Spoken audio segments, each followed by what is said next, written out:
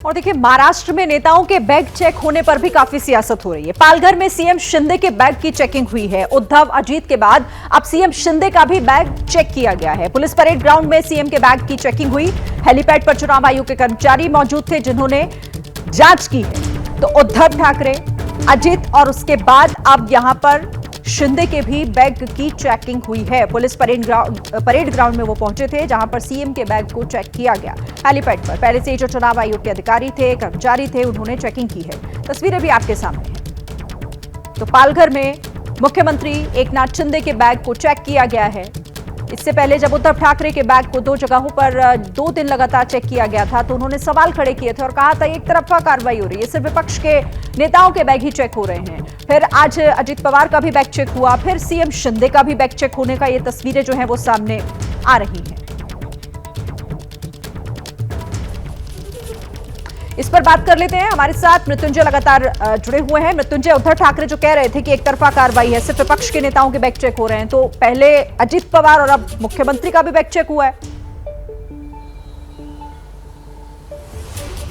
निश्चित तौर पर उद्धव ठाकरे ये आरोप लगा रहे थे कि सिर्फ उनके ही बैग चेक किए जा रहे हैं। हिम्मत है तो पीएम मोदी, अमित शाह या बीजेपी के लोगों के बैग चेक किए जाएं।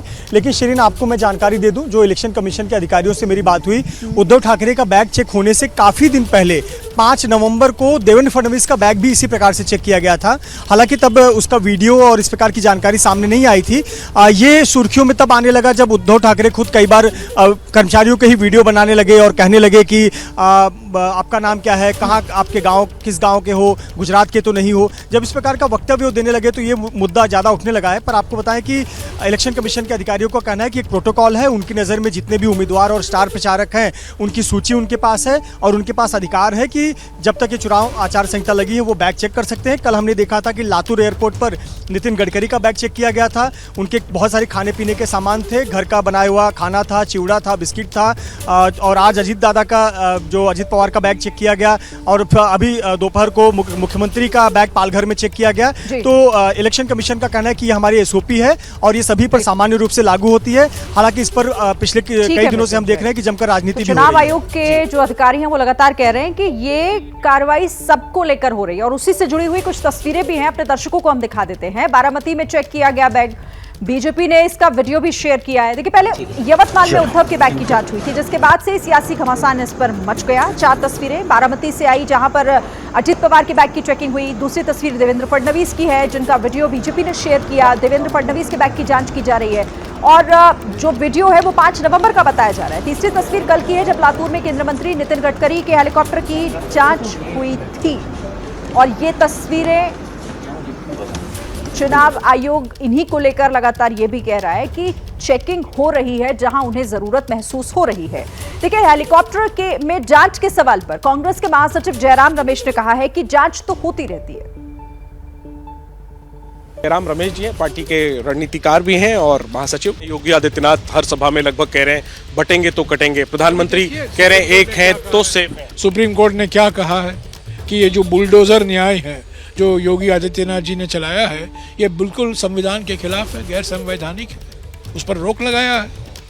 तो पर जिस भाषा का इस्तेमाल किया जा रहा है, जो मुद्दे उठा, एक ही मुद्दा है बस, ध्रुवीकरण। हम देख रहे हैं उद्धव ठाकरे के हेलीकॉप्टर की जांच हो जाती है, वो उसको मुद्दा बनाने लगते हैं। जवाब में बीजेपी करेगी, देखिए हमारे भी नेताओं के हेलीकॉप्टर की ही मुद्दा है। प्रधानमंत्री, बीजेपी, आरएसएस, एक ही मुद्दा है, सामाजिक ध्रुवीकरण। हेलीकॉप्टर की जांच वाच नहीं, ये सब होते रहता है, ये सब। पर जब जमीनी स्तर पर जो मैं देख रहा हूँ, जो मेरा अनुभव है, जो फीडबैक हमें मिल रहा है, जो ज़मीन से हमें जो जानकारी मिल रही है, किसान नाराज़ है, महिलाएं नाराज़ हैं, युवा तो बेरोजगार हैं और लोग चाहते हैं, परिवर्तन चाहते हैं महाराष्ट्र में, इन सबके बीच झारखंड में चाहते हैं कि ये जो सरकार 5 साल से चली है, जन कल्याणकारी परियोजनाएं लागू की हैं और भी हमने वादे किए हैं, उसको पूरा करने के लिए वापस ये इंडिया गठबंधन की सरकार लाना जरूरी है। झारखंड में तो गृह मंत्री कह रहे हैं कि घुसपैठियों को संरक्षण दिया जा रहा है आपकी सरकार द्वारा। प्रधानमंत्री ने घुसपैठियावादी गठबंधन। गृह मंत्री दिल्ली से पूर्वी इलाके जाते हैं ना, उनको सिर्फ घुसपैठी याद आते हैं, सिर्फ घुसपैठी की भाषा। और खास तौर से जब चुनाव आता है तब घुसपैठियों के अलावा और कोई मुद्दे की बात नहीं वो करते हैं। वो क्यों नहीं ये बताते 4 साल से आपने जनगणना क्यों नहीं कराया है? 2021 में कराना था। इस जनगणना नहीं करवाने का कारण ये है, नतीजा ये है कि 10 करोड़ भारतवासियों को खाद्य सुरक्षा कानून, जो आज प्रधानमंत्री गरीब कल्याण योजना के नाम से कहलाया जाता है, 10 करोड़ भारतवासियों को राशन नहीं मिल पाया है।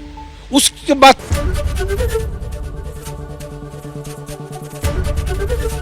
एबीपी गंगा, खबर आपकी, जुबान आपकी।